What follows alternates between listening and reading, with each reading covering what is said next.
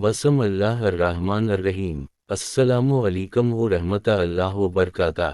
آج کے اس ویڈیو میں ہم بات کریں گے کلمات و رکعات، یعنی ان الفاظ اور رکعات کی اہمیت کے بارے میں جو ہماری نمازوں اور عبادات سے جڑے ہیں، اور اس سلسلے میں ہم آپ کو ایک بہت ہی خوبصورت اور سبق آموز واقعہ سنائیں گے جو نبی کریم کی معراج کے سفر سے متعلق ہے۔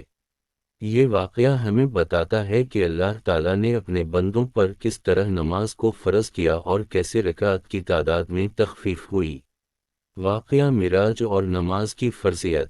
ایک رات اللہ کے رسول کو مسجد حرام سے مسجد اقصی تک کا سفر کرایا گیا، جسے اسرا کہتے ہیں۔ پھر وہاں سے آپ کو آسمانوں کی سیر کرائی گئی، یہ ہے معراج۔ اس رات آپ اللہ تعالیٰ کی قرب میں پہنچے اور وہاں آپ کو 50 وقت کی نماز کا حکم دیا گیا۔ حضرت انس بن مالک رضی اللہ عنہ سے روایت ہے کہ نبی کریم نے فرمایا، اللہ تعالیٰ نے میری امت پر 50 نمازیں فرض کی تھیں، میں انہیں لے کر واپس ہوا یہاں تک کہ موسیٰ علیہ السلام سے گزرا۔ انہوں نے پوچھا، آپ کو کیا حکم دیا گیا؟ میں نے کہا 50 نمازیں۔ انہوں نے کہا، آپ کی امت اتنی نمازیں نہیں پڑھ سکتی، اپنے رب سے تخفیف کی درخواست کریں۔ بخاری و مسلم۔ چنانچہ آپ واپس گئے اور اللہ تعالیٰ نے 10 نمازیں کم کر دیں۔ پھر آپ حضرت موسیٰ کے پاس آئے اور انہوں نے پھر مشورہ دیا کہ مزید تخفیف کرائیں۔ یہ سلسلہ کئی بار چلا، یہاں تک کہ صرف 5 نمازیں رہ گئیں۔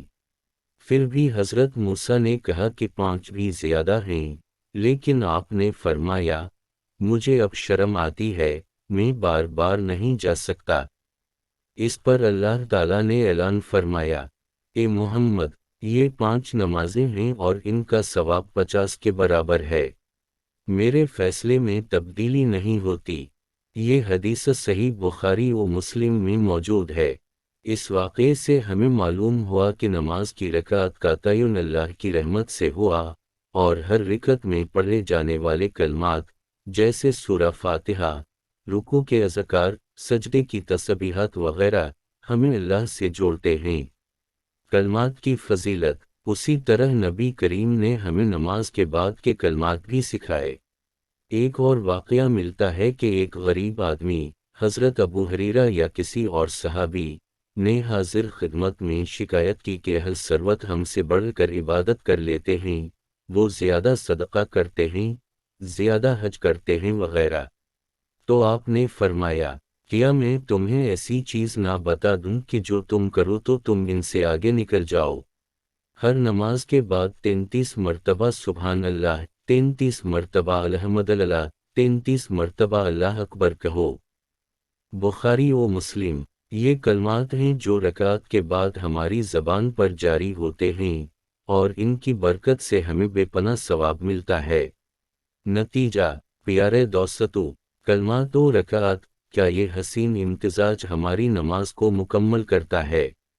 ہمیں چاہیے کہ ہم نہ صرف نماز کی رکعت کو پابندی سے ادا کریں بلکہ ان میں پڑھے جانے والے کلمات کو بھی سمجھیں اور ان کا صحیح تلفظ کریں۔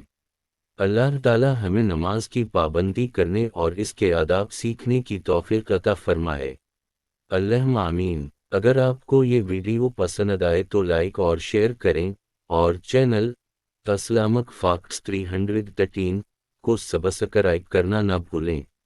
اللہ حافظ۔